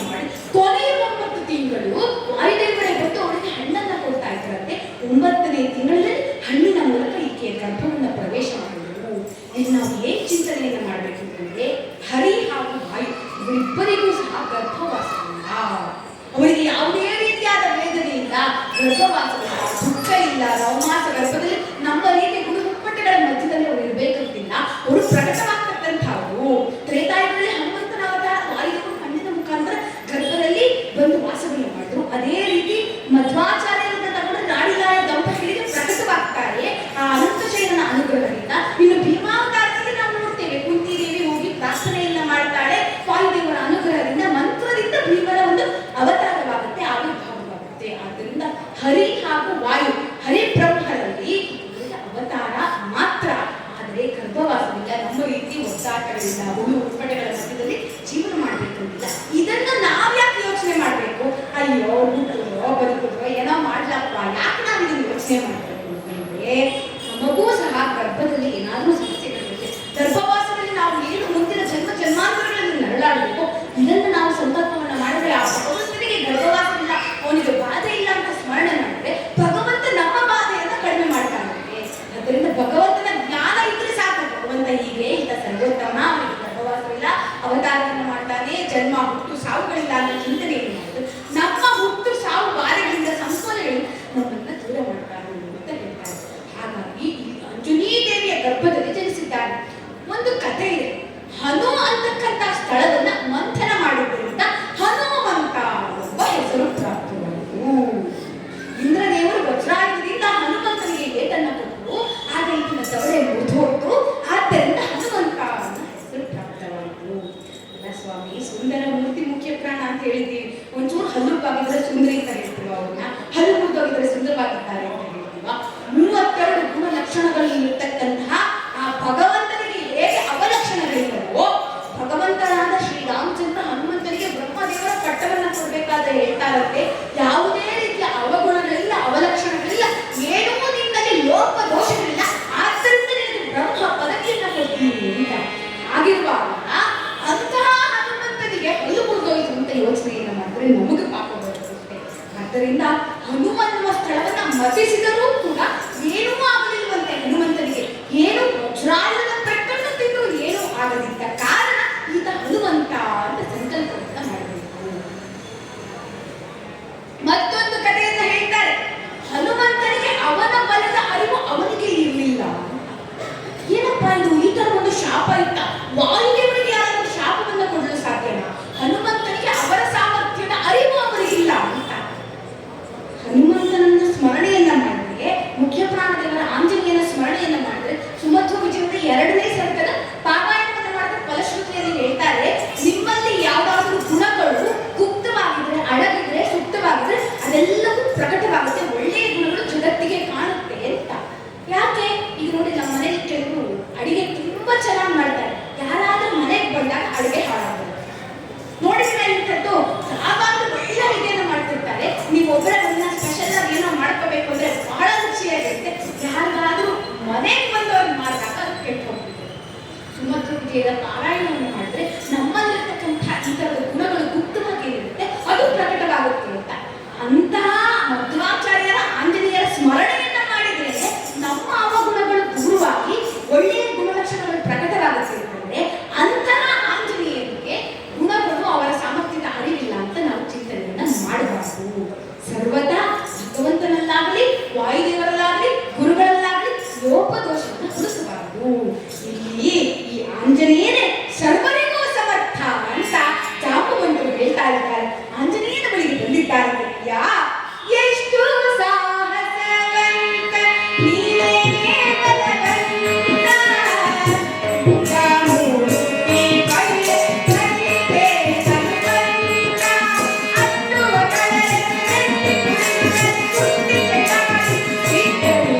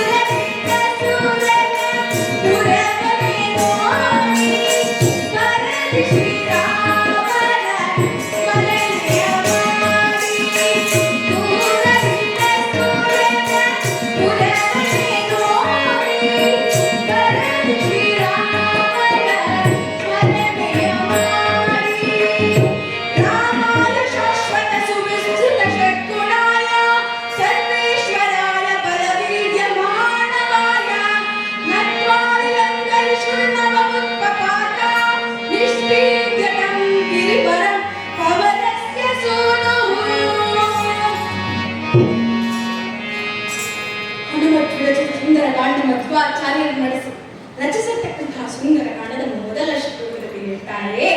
ರಾಮಾಯ ಶಾಶ್ವತ ಸುವಿಸ್ತೃತ ಷಡ್ಗುಣಾಯ ಅಂತ ಹೇಳ್ತಾರೆ. ರಾಮ ಯಾರು ಅಂತ ಹೇಳ್ತಾರೆ. ಮೊದಲು ರಾಮದೇವರ ಸ್ತುತಿಯಿಂದ ಸುಂದರಕಾಂಡವನ್ನು ಪ್ರಾರಂಭ ಮಾಡ್ತಾರೆ. ಎಷ್ಟು ಸಾಹಸ ಬಂಧದಲ್ಲಿ ಈ ಸುಂದರಕಾಂಡವನ್ನ ವಾದಿರಾಜರು ಹಯವದನ್ನ ಅಂಕಿತರು ವಾದಿರಾಜರು ಸುಂದರವಾಗಿ ವರ್ಣಿಸಿದ್ದಾರೆ. ಅದೇ ರೀತಿ 50 ಶ್ಲೋಕದಲ್ಲಿ ಮಧ್ವಾಚಾರ್ಯರು ವರ್ಣಿಸಿದ್ದಾರೆ. ರಾಮಾಯ ಶಾಶ್ವತ ಸುವಿಸ್ತೃತ ಷಡ್ಗುಣಾಯ, ಷಡ್ಗುಣ ಸಂಪನ್ನನಾಗಿರ್ತಕ್ಕಂಥವು, ಐಶ್ವರ್ಯ, ಬಲ, ವೀರ್ಯ ಎಲ್ಲವನ್ನ ತೇಜಸ್ಸನ್ನ ಹೊಂದಿರತಕ್ಕಂಥವು, ಷಡ್ಗುಣ ಸಂಪನ್ನ. ಭಗವಾನ್ ಅಂದ್ರೆ ಸಾಕು ಷಡ್ಗುಣ ಸಂಪನ್ನ ಅಂತ ಅರ್ಥ. ರಾಮಾಯ ಶಾಶ್ವತ. ನಮ್ಮಲ್ಲಿ ಏನಂತಂದ್ರೆ ಇವತ್ತು ಒಂದಿನ ನಾನು ಇವತ್ತು ಫುಲ್ ಒಳ್ಳೆಯವನಾಗಿರ್ಬೇಕಪ್ಪ, ನ್ಯೂ ಇಯರ್ ದಿನ ಮಾತ್ರ ಒಳ್ಳೆ ಬುದ್ಧಿ ಬಂದು ಒಳ್ಳೆ ಗುಣ ಬಂದು ಈ ವರ್ಷವೆಲ್ಲ ಚೆನ್ನಾಗಿರ್ಬೇಕು ಅಂತೀವಿ. ಮಾರನೇ ದಿನ ಬೈಕೊಂಡು ತಿರುಗ್ತಾ ಇರ್ತೀವಿ, ಎಲ್ಲೆಲ್ಲೋ ಬೇಡ ಏನೋ ಕೆಲಸ ಮಾಡ್ತಾ ಇರ್ತೀವಿ. ಜಿಮ್ಮು ಮನೆ ಮೊದಲನೇ ದಿನ ಇರುತ್ತೆ, 2ನೇ ದಿನದಿಂದ ಯಾವುದು ಇರೋದಿಲ್ಲ. ಆದ್ರೆ ಇಲ್ಲಿ ರಾಮ ಹಾಗಲ್ಲ. ಶಾಶ್ವತ ಸುವಿಸ್ತೃತ ಷಡ್ಗುಣಾಯ, ಶಾಶ್ವತವಾಗಿ ಅವರಲ್ಲಿ ಷಡ್ಗುಣಗಳಿತ್ತು ಅಂತ. ಶಾಶ್ವತ ಸುವಿಸ್ತೃತ ಷಡ್ಗುಣಾಯ ಸರ್ವೇಶ್ವರಾಯ, ಎಲ್ಲದಕ್ಕೂ ಈಶ್ವರ. ಬಲವೀರ್ಯ ಮಹಾರಾಯ. ಏನಪ್ಪ ಇದು ಬಲವೀರ್ಯ ಅಂತ ಮತ್ಯಾಕೆ ಹೇಳಿದ್ರು? ಷಡ್ಗುಣ ಅಂದ್ರೆ ಸಾಕಾಗ್ತಿತ್ತು, ಬಲವೀರ್ಯ ಅಂತ ಮತ್ಯಾಕೆ ಹೇಳಿದ್ರು ಅಂದ್ರೆ, ನಮ್ಮಲ್ಲಿ ಈಗ ದುರ್ಗಾ ಸಪ್ತಶತಿ ಪಾರಾಯಣ ಅಂತ ಇತ್ತು. ನಮಗೆ ಏನೋ ಫಲ ಬೇಕಾಗಿದೆ, ನಮಗೆ ಒಂದು ಮನೆ ಬೇಕಾಗಿದೆ ಅಂತಂದಾಗ ಸೋನಾಪತಿ ಜಪವನ್ನು ಮಾಡ್ತಾರೆ. ನಮ್ಮ ಬಾಧೆಗಳು ಹೋಗ್ಬೇಕು ಅಂತಂದ್ರೆ ಸರ್ವಾಬಾಧ ಪ್ರಶಮನ ತ್ರೈಲೋಕ್ಯ ಸಾಕಲೇಶ್ವರಿ ಏವಮೇವ ಯಾಕಾದಿ ಮಸ್ಮತ್ವರಿಗೆ ವಿನಾಶನಂ. ನಮ್ಮ ರೋಗರುಜನಗಳು ಹೋಗ್ಬೇಕು ಅಂತಂದ್ರೆ ರೋಗಾನ್ ಶೇಷಾನ ಸಂಸ್ಕೃಷ್ಟ ಮುಷ್ಟಾನ ಕಾಮ ಜಲಾನಭಿಷ್ಟ ಸ್ವಾಮಾಶ್ರಿತಾನ ಮಲ್ಪನ್ನರಾಣ ಸ್ವಾಮಾಶ್ರಿತಾಕ್ಕೆ ಶೈತಾಂ ಪ್ರಯಾತಿ. ರೋಗರುಜನಗಳು ಹೋಗ್ಬೇಕು ಅಂತಂದ್ರೆ ಅದಕ್ಕೊಂದು ಮಂತ್ರದಲ್ಲಿ ಜಪವನ್ನು ಮಾಡಿ. ಯಾಕೆ ಎಲ್ಲದಕ್ಕೂ ಒಂದೇ ಮಂತ್ರ ಹೇಳ್ಬೋದಲ್ಲ ಅಂತಂದ್ರೆ, ನಮಗೆ ವಿಶೇಷವಾಗಿ ಸಂಕಲ್ಪವನ್ನ ಮಾಡಿ ನನಗೆ ಈ ಬಾಧೆಯನ್ನು ದೂರ ಮಾಡು, ನನ್ನ ರೋಗವನ್ನು ದೂರ ಮಾಡು, ಆರೋಗ್ಯವನ್ನ ಕೊಡು. ಅದೇ ರೀತಿ ಇಲ್ಲಿ ಆಂಜನೇಯನಿಗೆ ಹಾರಬೇಕು ಅಂತಂದ್ರೆ ಬಲ ವೀರ್ಯ ಎರಡೂ ಬೇಕಿತ್ತು. ಅದಕ್ಕೋಸ್ಕರವಾಗಿ ಬಲವೀರ್ಯ ಮಹಾನ್ವಾಯ ಅಂತ ಸ್ತೋತ್ರವನ್ನ ಮಾಡ್ತಾರೆ. ರಾಮಾಯ ಶಾಶ್ವತ ಸುವಿಸ್ತೃತ ಷಡ್ಗುಣಾಯ ಸರ್ವೇಶ್ವರಾಯ ಬಲವೀರ್ಯ ಮಹಾನ್ವಾಯ ನತ್ವಾರಿದಂ ದಕ್ಷಿಣೋಪಪಾತ ವಿಶ್ವೀಡಿತಂ ಗಿರಿವರಂ ಪವನಸ್ಯ ಸೂನುವು. ಇದ್ಯಾಕೆ ವಾಯುಪುತ್ರ ಅಂತ ಹೇಳಿದ್ರು? ಹನುಮಂತ ಅನ್ಬೋದಾಗಿತ್ತು, ಮಾರುತಿ ಅನ್ಬೋದಾಗಿತ್ತು, ಸುಂದರ ಮೂರ್ತಿ ಅನ್ಬೋದಾಗಿತ್ತು, ಮುಖ್ಯ ಪ್ರಾಣ ಅನ್ಬೋದಾಗಿತ್ತು, ಎಷ್ಟು ಹೆಸರುಗಳಿದೆ. ಆದ್ರೆ ವಾಯುಪುತ್ರ ಪವನಸ್ಯ ಸೂನುವು ಅಂತ ಯಾಕೆ ಅನ್ಬೇಕಂದ್ರೆ, 100 ಯೋಧನ ಉಸಿರನ್ನ ಬಿಗಿದು ಹಾರಬೇಕು ಅಂತಂದ್ರೆ ಸಾಮಾನ್ಯರಿಗೆ ಆಗಲ್ಲ. ಅವನು ವಾಯುಪುತ್ರ, ಅದರಿಂದ ಅವನಿಗಾಗುತ್ತೆ ಅಂತ ವಿಶೇಷವಾಗಿ ಪವನಸ್ಯ ಸೂನುವು ಅಂತ ಹೇಳ್ತಾರೆ. ಹಾಗಿರುವಾಗ ಅಂತಹ ಈ ಮಾರುತಿಯು ರಾಮನ ಧ್ಯಾನವನ್ನ ಮಾಡಿಕೊಂಡು ಹಾಡ್ತಾ ಇದ್ದಾನಂತೆ. ಮಹೇಂದ್ರಗಿರಿಯಲ್ಲಿ ನಿಂತು ಒಮ್ಮೆ ನೆಲಕ್ಕೆ ಮೆಟ್ಟಿದ್ರೆ ಭೂಮಿ ಈ ಸಂದರ್ಭವನ್ನ ಹಿರಿಯರು ವರ್ಣಿಸ್ತಾರೆ. ಸೀತಾಮಾತೆ ಭೂದೇವಿಯ ಮಗಳು, ಅಮ್ಮ ನಿನ್ನ ಮಗಳನ್ನು ನೋಡ್ಕೊಂಡು ಬರ್ಲಿಕ್ಕೆ ಹೋಗ್ತಾ ಇದ್ದೇನೆ, ಅನುಗ್ರಹವನ್ನು ಮಾಡು, ನಿನ್ನ ಮಗಳು ಕ್ಷೇಮದಿಂದಿರ್ತಾಳೆ ಅಂತ ಮಾರುತಿ ಸಾಂತ್ವನವನ್ನ ಹೇಳ್ತಿದ್ದಾನೆ ಎನ್ನುವ ಥರದಲ್ಲಿತ್ತನು ಅಂತ ಹಾರು ಹೋಗ್ತಾ ಇದ್ದಾನಂತೆ. ಮಾರುತಿ ಹಾರಿ ಹಾರಿ ಹಾರಿ ಹೋಗ್ತಾ ಇರಬೇಕಾದ್ರೆ ಆ ಒಂದು ಸಮುದ್ರ ಮಧ್ಯದಲ್ಲಿ ಮೇನಾಕ ಎಂಬ ಪರ್ವತ ಮೇಲೆತ್ತು ಬಂದಿದೆಯಂತೆ. ಚಿನ್ನದ ಬೆಟ್ಟ, ಅದಕ್ಕೆ ಪಕ್ಷಿ ತರ ರೆಕ್ಕೆಗಳಿರ್ತದೆ. ಸಮುದ್ರ ರಾಜ ಕೇಳ್ತಾನೆ, ಅಯ್ಯ ಯಾತಕ್ಕೋಸ್ಕರವಾಗಿ ಮೇಲೆತ್ತು ಬಂದೆ? ಅಯ್ಯ ಹಿಂದೊಮ್ಮೆ ಇಂದ್ರ ಎಲ್ಲ ಬೆಟ್ಟಗಳಿಗೆ ಮುಂಚೆ ರೆಕ್ಕೆ ಇತ್ತಂತೆ. ಎಲ್ಲ ಬೆಟ್ಟಗಳ ಪಕ್ಷವನ್ನ ಅಂದ್ರೆ ಆ ರೆಕ್ಕೆಯನ್ನ ಕತ್ತರಿಸಿದ್ರು. ಆಗ ವಾಯುದೇವರು ನನ್ನನ್ನ ರಕ್ಷಣೆ ಮಾಡಿದ್ರು. ಈಗ ವಾಯುಪುತ್ರನಿಗೆ ನಾನು ಉಪಕಾರ ಸ್ಮರಣೆಯನ್ನ ಮಾಡಬೇಕು, ಅವನ ಬಳಿಗೆ ಅವನಿಗೊಂಚೂರು ವಿಶ್ರಾಂತಿಯನ್ನ ತಗೊಳ್ಳಿ ಅವನು ಅಂತ ಮೇಲೆತ್ತು ಅಂತ. ಈ ಮಾರುತಿ ಏನ್ ಮಾಡ್ದ, ಮೇನಾಥನ ಆಲಿಂಗನವನ್ನು ಮಾಡಿ ಮತ್ತೆ ಹಾರಿ ಹೋದ. ನೋಡಿ, ಇದೊಂದು ವಿಷಯವನ್ನ ತಿಳ್ಕೊಳ್ಬೇಕು ನಾವು. ಯಾರಾದ್ರೂ ನಮಗೆ ಸಹಾಯ ಮಾಡ್ಲಿಕ್ಕಂದ್ರೆ, ಸರ್ಕಾರ ಮಾಡ್ಲಿಕ್ಕಂದ್ರೆ, ಆತಿಥ್ಯವನ್ನ ಮಾಡ್ಲಿಕ್ಕೆ ಅವರನ್ನು ಗೌರವಿಸಬೇಕು. ನನಗೆ ಪುರ್ಸೋದಿಲ್ಲ ಇನ್ನೊಂದನ್ನೇ ಯಾವಾಗಲಾದ್ರೂ ನೋಡ್ರ ಉತ್ತಮತನ ಮಾತನಾಡಬಾರದು. ಇಲ್ಲಿ ಮಾರುತಿ ಆಲಿಂಗನವನ್ನ ಮಾಡಿ ಮತ್ತೆ ಹೊರಟುವುದ. ಅವನಿಗೆ ರಾಮ ಕಾರ್ಯದ ನಡುವಿನಲ್ಲಿ ವಿಶ್ರಾಂತಿ ಇರಬಾರ್ದು. ಚಿನ್ನದಂತಹ ಬೆಟ್ಟ ಬಂತು, ಆದ್ರೆ ಇಂಥ ವಿಚಲಿತರಾಗಲಿಲ್ಲ. ನಮ್ಗೆ ಈಗಿನ ಕಾಲದಲ್ಲಿ ಯಾರಾದ್ರೂ ನಾನು ಈಗ 5 ಲಕ್ಷ ಕೊಡ್ತೀನಿ, ನಾಳೆಯಿಂದ ಜಪ ಬಿಟ್ಬಿಡು ಅಂತಂದ್ರೆ ಓ ಹೆಂಗೋ ಮಾಡ್ತಿರ್ಲಿಲ್ಲ. 5 ಲಕ್ಷ ಬೇರೆ ಕೊಡ್ತಾರೆ ಅಂತಂದ್ರೆ ನಾನು ನಾಳೆಯಿಂದ ಶನಿವಾರಕ್ಕೂ ಕಿತ್ತೆಷ್ಟು ಬಿಡ್ತೀನಿ ಅಂತಾರೆ. ಅಂತಹ ಭಕ್ತರಿದ್ದೀವಿ. ಆದರೆ ಮಾರುತಿ ರಾಮ ಕಾರ್ಯ ಪೂಜೆಯನ್ನ ಮಾಡ್ತಿದ್ದೇನೆ, ದೇವರ ಕಾರ್ಯವನ್ನ ಮಾಡ್ತಿದ್ದೇನೆ, ಯಾವುದೂ ಸಹ ವಿಶ್ರಾಂತಿಯನ್ನು ತೆಗೆದುಕೊಳ್ಬಾರ್ದು, ಅಡ್ಡಿ ಆತಂಕಗಳು ಬರಬಾರ್ದು. ಸುರಸೆಯ ಸಿಂಹಿಕೆ ಎಂಬ ರಾಕ್ಷಸಿ ಇರುವುದು, ಸುರಸೆ ಎಂಬ ಆಕೆ ಬಾಯ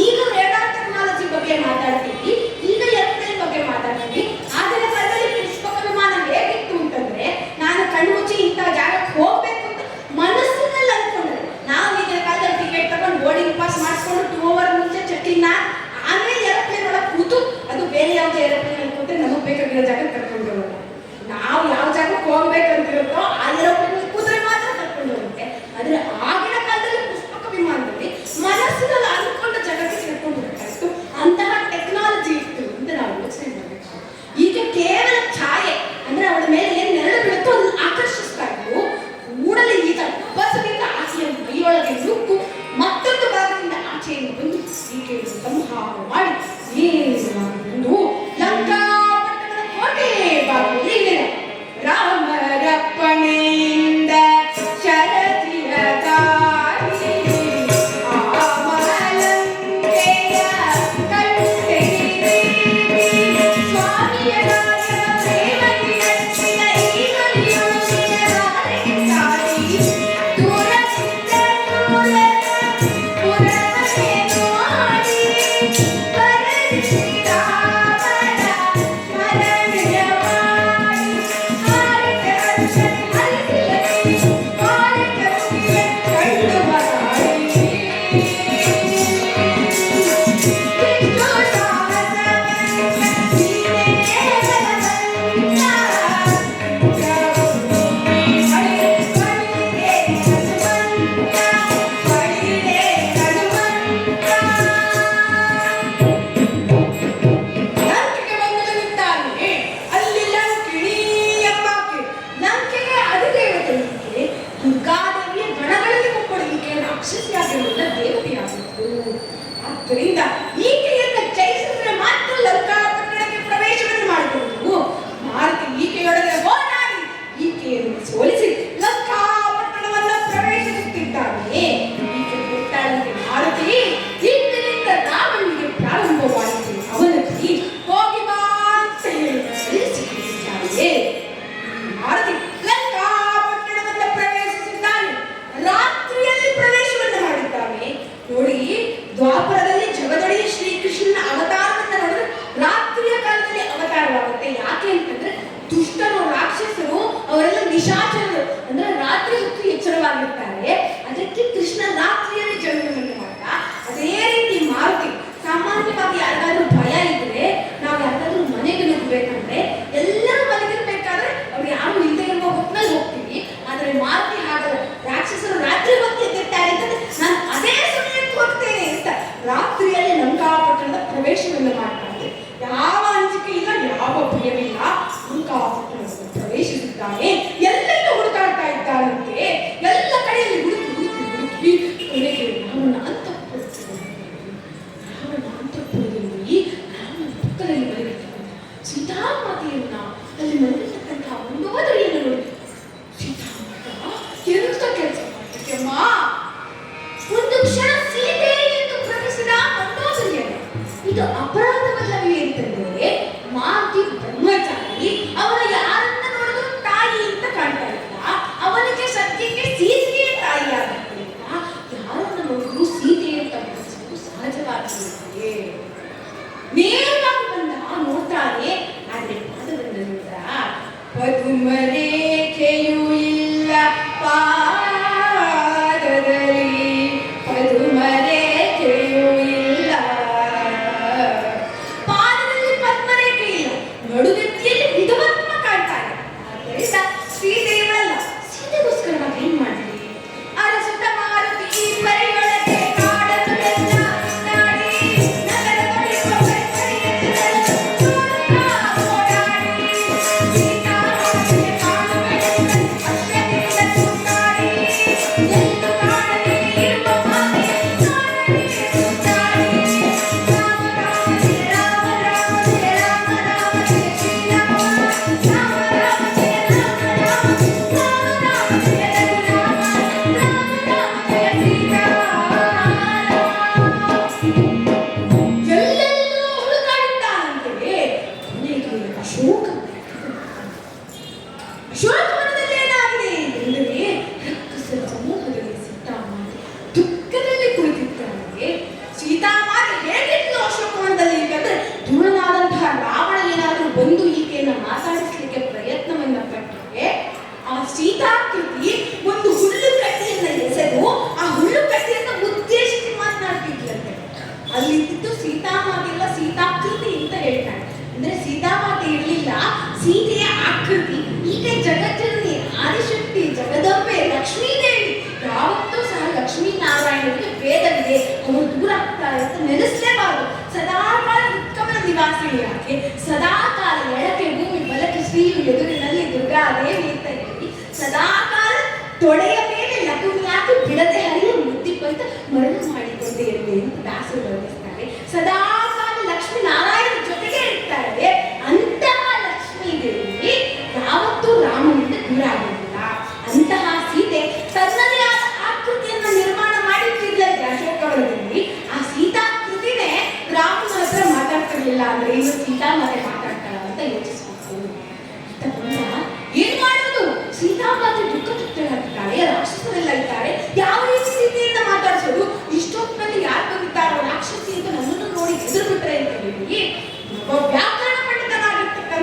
ರಾವಣ ಅಹಂ ಶ್ರೀರಾಮ ಸಂದೇಶಿ ರಾಮ ಕುಶಲೀ ಭವ ಅಂತ ಮಾ, ನಾನು ರಾಮನ ಸಂದೇಶವನ್ನು ಬಂದಿದ್ದೇನೆ, ರಾಮ ಕ್ಷೇಮದಿಂದಿದ್ದಾನೆ. ನಿನ್ನ ರಾಮನ ಸಂದೇಶವನ್ನು ತಂದಿರುವುದು ಯಾರು?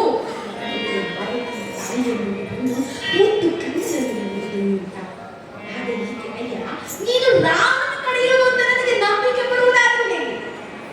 ಹೇಳ್ತಾರೆ ಮಾ, ರಾಮಾಯಣದ ಕಥೆಯಿಂದ ಹೇಳ್ತೇನೆ ಅಂತ, ರಾಮಾಯಣದ ಚರಿತ್ರೆಯಿಂದ ಹೇಳ್ತೇನೆ ಅಂತ ಮಾತಾಡ್ತಾರೆ. ಇದು ಎಲ್ಲರಿಗೂ ಗೊತ್ತಿರೋ ಕಥೆ. ನೀನು ನಿಜವಾಗ್ಲೂ ರಾಮ ಭಕ್ತನಾದ್ರೆ, ರಾಮ ಭಕ್ತನಾದ್ರೆ, ರಾಮದೂತನಾದ್ರೆ ರಾಮ ಬರವಣೆಯನ್ನ ಮಾಡು ಅಂತ ಹೇಳ್ತಾಳಮ್ಮ. ಜಗವ ಹಲಿಗೆಯ ಮಾಡಿ, ನೇಣುಗಿರಿಯ ಲೇಖನಿಯ ಮಾಡಿ, ಸಾಗರ ರಸಿಯ ಮಾಡಿ ಬರೆದರು ಹಲವೆಲ್ಲ ಶ್ರೀರಾಮನ ಚರಿತ. ಈ ಪಾಪವನ್ನ ಹೇಳುವಂತಿದ್ಯಲ್ಲ ಕೇಳುತ್ತಾಯಿ. ಶ್ರೀರಾಮಂ ದಶರಥಾತ್ಮಜ ಪ್ರಮೇಯ ಮಜಾನುಭಾವಂ ಅರವಿಂದ ದಳಾಯಿತಾಕ್ಷರನ್ನು ಕೈಯಲ್ಲಿ ರಾಮನ ವರ್ಣನೆಯನ್ನು ಮಾಡಿದ್ದಾರೆ. ಇದನ್ನು ನೋಡಿದ್ದಕ್ಕೆ ಆನಂದ ಬಾಷ್ಪಗಳು ಬಂತು. ಆನಂದ ಬಾಷ್ಪಗಳು ಬಂದಾಗ ಈ ಮಾರುತಿ ತಾನು ಪುತ್ರ ಉಂಗುರವನ್ನು ತಂದಿದ್ದ, ಚಂದ್ರನಲ್ಲಿ ಕಟ್ಟಿಕೊಂಡಿದ್ದ, ಅದನ್ನು ತೆಗೆದು ತಾಯಿಯ ಪಾದ ಕಲ್ಪಿಸ್ತಾಳೆ. ಅಮ್ಮ ಅಂತ ಹೇಳಿ ಶ್ರೀರಾಮಚಂದ್ರ ದೇವರು ಹೇಳಿರ್ತಕ್ಕಂಥ ಕೆಲವೊಂದು ಗುಪ್ತ ವಿಚಾರಗಳನ್ನ, ಕಾಕ ವೃತ್ತಾಂತವನ್ನ, ಅವರಿಬ್ಬರ ಏಕಾಂತದ ವಿಚಾರಗಳನ್ನೆಲ್ಲ ನೆನಪಿಸಿ ನಾನು ರಾಮನ ಕಡೆ ನನ್ನ ಅಂತ ರಾಮಮಂದಿರವನ್ನು ಬರ್ತಾಳಂತೆ. ಕಣ್ಣಿಗೆ ಹೊತ್ಕೊಂಡಿದ್ದಾಳೆ ರಾಮಮಂದಿರವನ್ನ.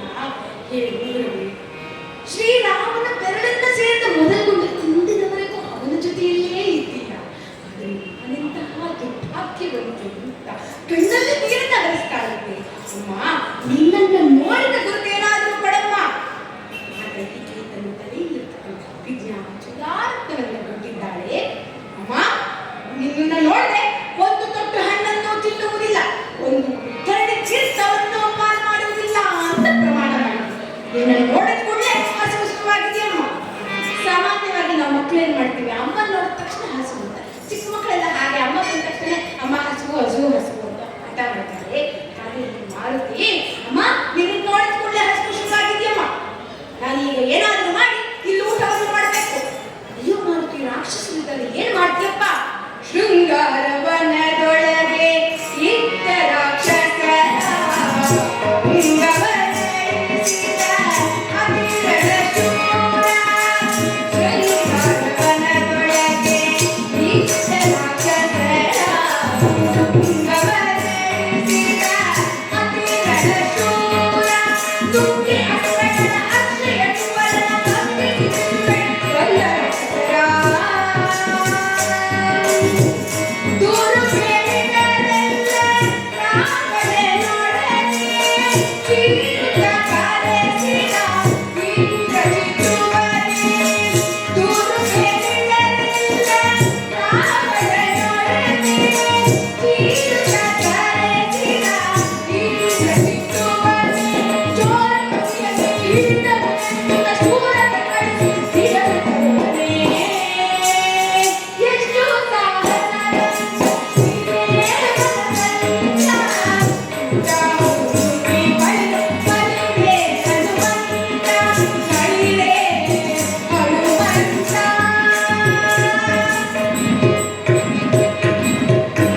ಅಕ್ಷರವಾದವನ್ನು ಕಳಿಸಿದ್ದಾರಂತೆ. ಕೆಲವರನ್ನ ನೆಲಕ್ಕೆ ಕೊಟ್ಟು ಆಕಾಶಕ್ಕೆ ಎಸೆದು ಮುದ್ದೆ ಮಾಡಿ ಮನೆಗೆ ಬಿಸಾಡಿದಂತೆ. ಮಾರುತಿ ಬಂದಂತಹ ಅಕ್ಷರವಾದ ಪಾದಗಳೆಲ್ಲವನ್ನು ತುಂಡರಿಸಿ ಅಕ್ಷಯನ ಎದೆಗೆ ಬಲವಾಗಿ ಕುಂಚಿದಂತೆ ಅಕ್ಷಯ ನಂತರದಲ್ಲಿ ರಾವಣ ಶೂರರ ಕಳಿಸಿದ ನಿಜ ಸುತರೊಳಗೆ ಅಂತ ಹೇಳ್ತಾರೆ. ಯಾಕೆ ನಿಜ ಸುತ ಅಂತಂದ್ರೆ ರಾವಣನಿಗೆ ಬಹಳಷ್ಟು ಪತ್ನಿಯರಿದ್ದು ಅದರಲ್ಲಿ ಪಟ್ಟದ ರಾಣಿ ಮಂದೋದರಿ ಅವನ ಮಗನಾಗಿ ಇಂದ್ರಜಿತನನ್ನು ಕಳಿಸಿದ್ದಾರೆ. ಇಂದ್ರಜಿತು ಬ್ರಹ್ಮಾಸ್ತ್ರವನ್ನು ಬಿಟ್ಟ. ಮಾರುತಿ ಬಂದವನು ಸುಮ್ಮನೆ ಹೋದ್ರೆ ಚೆನ್ನಾಗಿರುತ್ತಲ್ಲ, ಈ ನಾನು ಒಂದ್ಸಲ ನೋಡ್ಕೊಂಡು ಹೋಗ್ಬೇಕು. ಯಾಕೆ ಹೀಗೆ ಬಂದ್ರೆ ಆಗ್ಬೋದ್ರೆ ಅಂತ ನಾನು ಹೋಗಿ ಅವನಿಗೆ ಒಂದು ಎಚ್ಚರಿಕೆಯನ್ನ ಕೊಡಬೇಕು ಅಂತ ಹೇಳಿ ಬ್ರಹ್ಮಾಸ್ತ್ರಕ್ಕೆ ಬೆಲೆಯನ್ನು ಕೊಟ್ಟಿದ್ದಾರೆ. ಭಾಗಿಸಿ ಅವನನ್ನ ಕಟ್ಟಿ ನೇರವಾಗಿ ರಾವಣನ ದರ್ಬಾರಿಗೆ ತಂದಿದ್ದಾರೆ. ಎತ್ತರವಾದ ಸಿಂಹಾಸನದ ಮೇಲೆ ಕೂತಿದ್ದ ರಾವಣ. ಅವನ ಅಡಿಯಲ್ಲಿ ಒಂದು ಪೀಠವಿತ್ತು, ಕಾಲು ಪೀಠ. ಆ ಕಾಲು ಪೀಠವನ್ನು ಒಂದ್ಸಲ ಕಾಲಲ್ಲಿ ಒತ್ತ.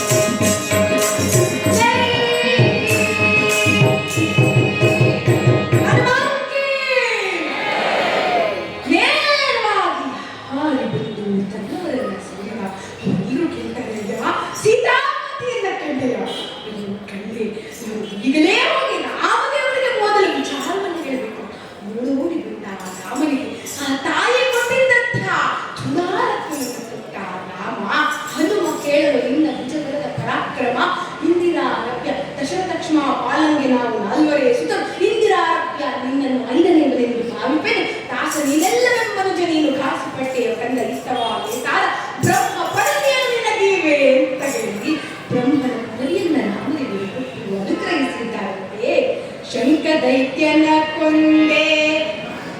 ಶಂಖದೈತ್ಯನನ್ನ ಕೊಂದೆ ಶರಣಯ್ಯ ಅಂತ ಹೇಳ್ತಾರೆ. ಈ ಸುಂದರಕಾಂಡದ ಕಥೆಯನ್ನ ಕೇಳ್ತೀವಿ. ನಮ್ಮ ಜೀವನದಲ್ಲೂ ಸಹ ಏನಾದರೂ ಕಳೆದು ಹೋದ್ರೆ ಸುಂದರಕಾಂಡದ ಪಾರಾಯಣದಿಂದ ಮಾಡಿದ್ರೆ ಅದು ಹಿಂದಿರುಗಿ ಅಂತ ಹೇಳ್ತಾರೆ. ಅದು ನೆಮ್ಮದಿ ಆಗಿರಬಹುದು, ನಮ್ಮ ವಸ್ತು ಆಗಿರ್ಬೋದು, ಮತ್ತೊಂದೇ ಆಗಿರ್ಬೋದು.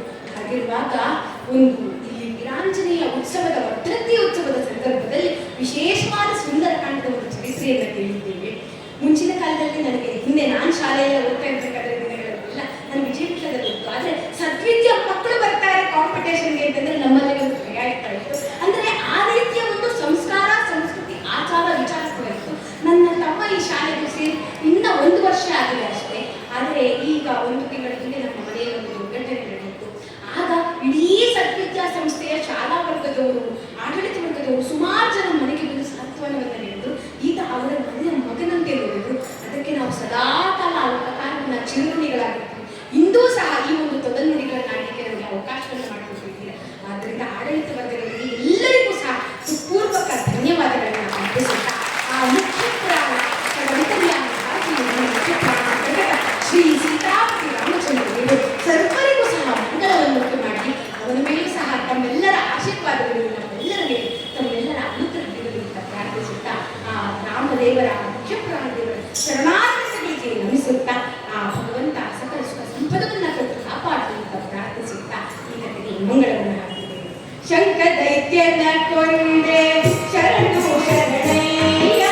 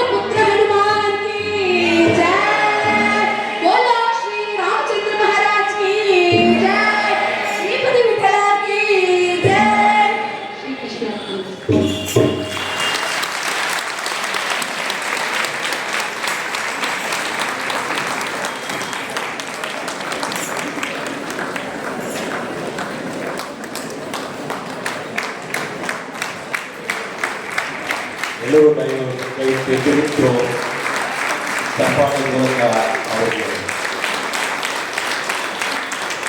ಭಾಳ ಚೆನ್ನಾಗಿ ಕೆಲಸ ಮಾಡಿದ್ದೀವಿ.